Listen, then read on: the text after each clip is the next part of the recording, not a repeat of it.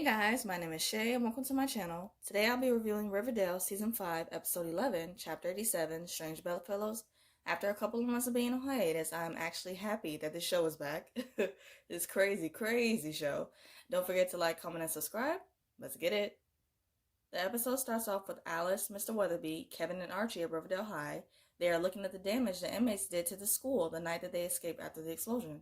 They all agree that the school will be remote for the time being, and they will get a crew to help clean up. Veronica is with Smithers and she is back in town. Smithers shows her the Opal gem and there's a buyer coming in to look at it. Veronica says that she will use the commission from that gem to pay back Chad's investors. Smithers tells her about the prison break and she rushes over to Archie's. Archie says that things could have been worse and asks Veronica if Chad signed the divorce papers. She replies that he didn't and that because of legal reasons she can't talk about it. Archie tells her that until the papers are signed, they can't be together. And I'm like, smart man. Penelope tells Cheryl and Nana Rose that she started a ministry. They both are shocked, including myself. But I'm like, people can change though, right? Betty is at a truck stop and she receives a call from Tabitha. Tabitha tells her that Jughead is missing and Betty says that Jughead is known to go off the grid for some time. Betty says that she will come to Pop's to help her. At Pop's, a man comes inside and Tabitha is held at gunpoint and the man demands for all the money in the register. Tabitha puts the money in the bag and quickly hands it over to him, and another customer walks in the diner. As the guy's head is turned, Tabitha smashes a bottle over his head, knocking him out, and I'm like, quick thinking, girl. Quick thinking. Like, do what you gotta do to survive and fight in situations like that. By any means of survival. Archie and Sheriff Keller are at the hospital and they are trying to get information from an inmate on the location of the others. The inmate says that he wants a lawyer and some pain meds before he starts talking. Archie leaves and Sheriff Keller says that he will keep trying to do some more digging. Veronica is with a buyer at her shop where two people, a man and a woman, come inside. Veronica recognizes them from 7 years ago and they are held up at gunpoint as well. The guy named Dodger smashes the case and grabs some jewelry along and demands for the opal. Kevin and Fangs are helping Archie clean up at the school, and Kevin calls them to see what's on TV. It shows the governor, along with Hiram, telling the people of Riverdale that whoever turns in the inmates will receive a reward.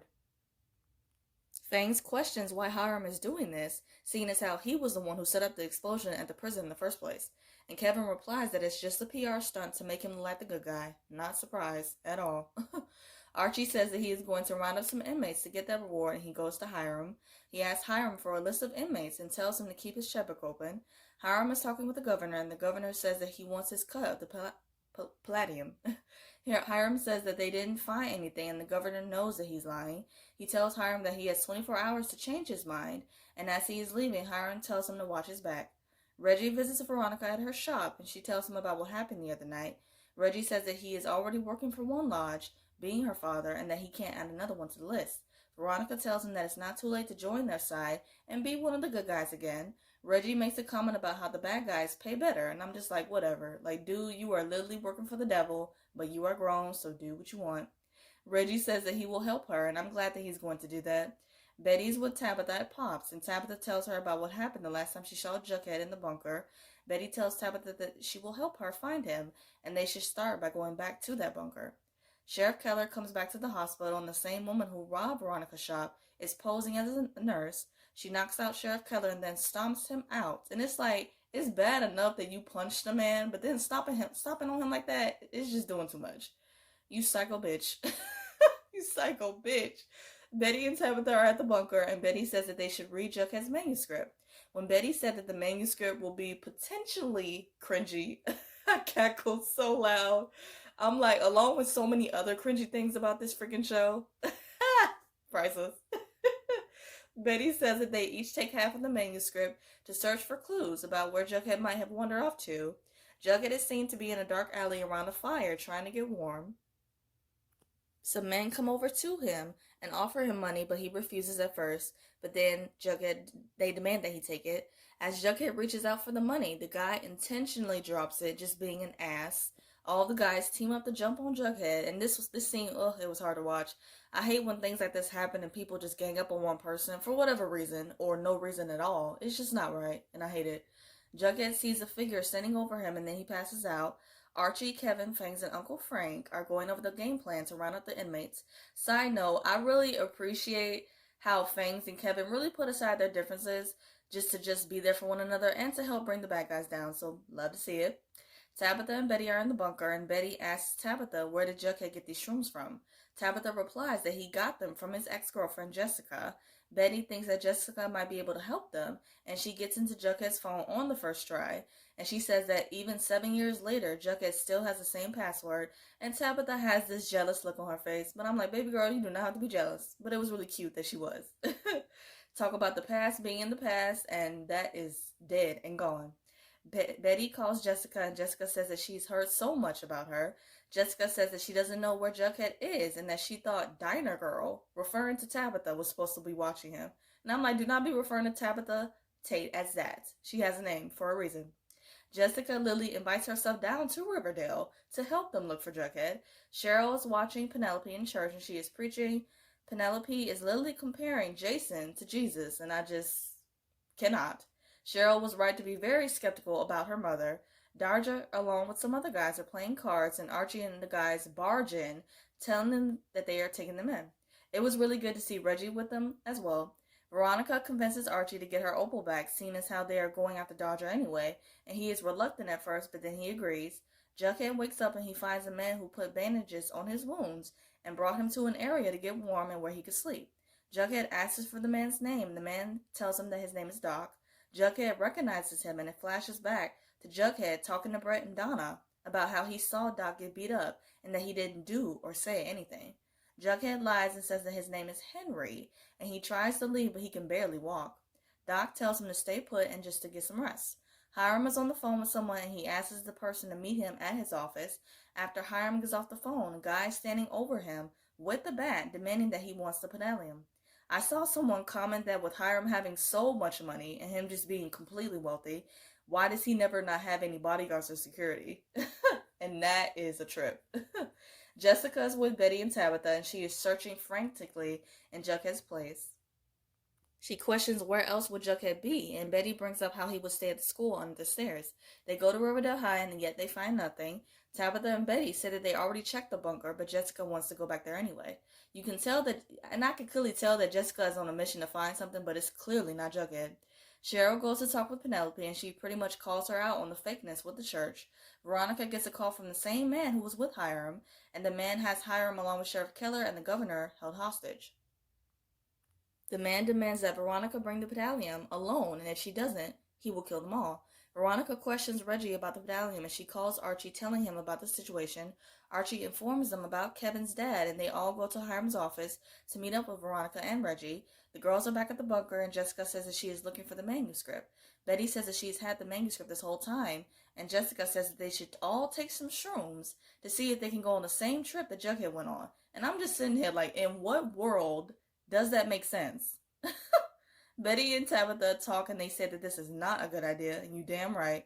Jessica says that she should leave, but before she does, she wants to have a meal at Pop's. And I knew from the second that she said that, I'm like, this chick is about to drug them. I already knew where this was going.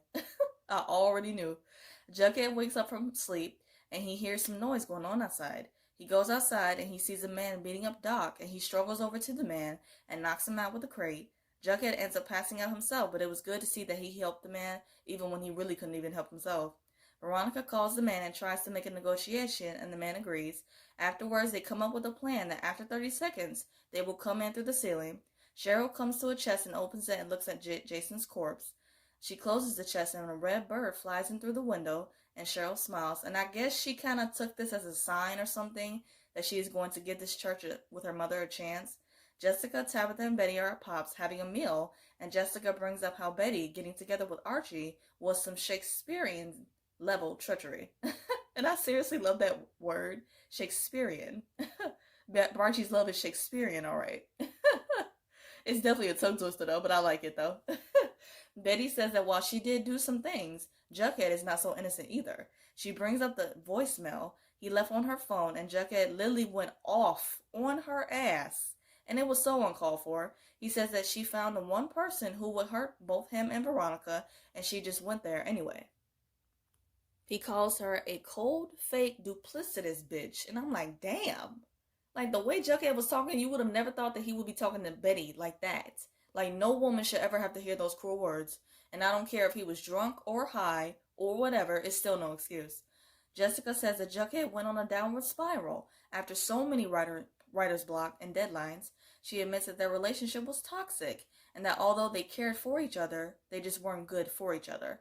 Tabitha starts to feel weird along with Betty, and Jessica confesses to sprinkling some shrooms on their fries. She says that her plan was to get her hands on Jughead's manuscript. They both are panicking, and Jessica says that she needs to get them somewhere safe, and they all go back to the bunker. Tabitha and Betty question her why she wanted the manuscript so bad, and Jessica replies that she doesn't want her family or friends to know about her time in New York. And I'm assuming, based off of Jughead and some other probably dark and bad stuff we don't know about, that's why she doesn't want them to find out. Betty gives her the manuscript, and Jessica tells them to both enjoy the trip together and to not fight it. She turns on some music, and Jessica thanks them for understanding, and she leaves. It goes back and forth between Cheryl and Penelope singing in church, and Betty and Tabitha in the bunker. It was really funny because Tabitha and Betty were having a good old time on their trip. Like, they were dancing and smiling and holding hands and everything. Veronica arrives at the gym with the Pedalium, and she demands to see her opal first before they search her. After 30 seconds, the guys come in through the ceiling, and it was so badass. They all start to kick some major butt, and I love this so much. And it's just something about people rightfully kicking ass that just gives me such a rush, and it's just so entertaining to watch. Every single time. Afterwards, Veronica and Archie are at Pop's, and they both agree that putting their relationship on hold was the right thing. Veronica says that she will get on making her divorce happen sooner, and I honestly do not care. And moving right along. Hiram visits the governor at the hospital and threatens him to stay in his mansion and to never return, or else he will kill him. And what somebody needs to do is kill Hiram. Like, what Riverdale will look like without Hiram, man, I guess we will never know, but I would love to find out. Jughead wakes up in the morning, and Doc tells him that he should go home. Jughead tells Doc about his blackouts in New York and says that he can't go home until he confronts them. Jughead tells Doc that he lied to him about who he really is, and Doc tells him that he knows exactly who he is. Jughead apologizes for not doing or saying anything when Doc was getting beat up, and Doc says that he was just a kid at the time and that he understands. Jughead says that he is going to leave and promises Doc that he will come back to visit him. Tabitha and Betty wake up in the bunker, and they remember all of what happened. They both agree to keep what happened between them a secret, and Tabitha says that she wants to help Betty with the search for the missing girls on the Lonely Highway. Betty takes her up on that offer, and Tabitha sees a voicemail from Jughead on her phone. Jughead apologizes for leaving and for not calling her. He tells her to not blame herself and that he wouldn't have gotten this far without her. And you could just see the heartbreak and the emotion on Tabitha's face, and I felt for her. But what was so precious was when Jughead said that when he gets back to Riverdale, maybe they can finish that dance. I'm like, oh, my Tabitha shipping heart. That was too cute. The episode ends with Jughead getting a ride from a trucker, and I'm worried because we know the storyline with these truckers and everything, so I'm hoping that he will be alright. We'll just have to wait and see. To wrap up this video, I'm going to do 3 quick things. First, my quick thoughts on the episode. I actually enjoyed this episode. It was really good seeing Tabitha and Betty together. Penelope and Cheryl in the church. It will be interesting to see how that goes. And I'm not surprised that Jughead went back to New York. And I'm glad that he is going to figure out what's been holding him back and that he's going to get help. And then when he comes back to Riverdale, he's going to want to finish that dance with Tabitha. So I'll really be looking forward to that. Archie and everyone teaming up to save Sheriff Keller, more so, along with Hiram. It was entertaining. And the fight scene had me hyped like they most do. Second, my thoughts on next week's promo. It's literally a Hiram-centric episode, so I really, really do not care about, nor do I want to see it, just being honest. Third, I'm going to do a quick rapid fire of the episode. Favorite scene, Tabitha, Betty, and Jessica at Pops. I thought the energy between them in that scene was hilarious yet shitty. Favorite quote, you went off to New York, which I didn't want you to do. You may or may not have spent the whole night with your husband, who definitely didn't sign any divorce papers, and now you want me to find some rock for you? By Archie. Honestly, the way that Archie has shaded Veronica in the past has been one of the funniest things about Riverdale, period. Like, there's literally an edit on, or a couple actually, on YouTube of Veronica just annoying Archie for however many minutes, and it is hilarious. Favorite duo, Tabitha and Betty. I just love their scenes together, and I liked how, even though there was some awkwardness in the beginning, they both realized that they are not each other's competition, which I loved so much, and there was no negative or bad energy between them, besides Tabitha getting jealous for that one little moment, which I actually found to be really cute. And it was really dope to see Tabitha say that she wants to help Betty with the search for the missing girls. Favorite look, Jessica's look. Her plaid coat with the turtleneck and the skirt was cute. WTF moment, Hiram threatening the governor in the hospital after he survived getting shot by the man who held him hostage. And it's just like, I wouldn't expect anything less from Hiram. I never do. I hope you guys enjoyed my review of Riverdale. I review other shows like Legacies, All American, Good Trouble, and Grownish. And if those interest you, check out those videos on my channel and subscribe. I hope you guys have a great day, stay safe, and see you guys next week.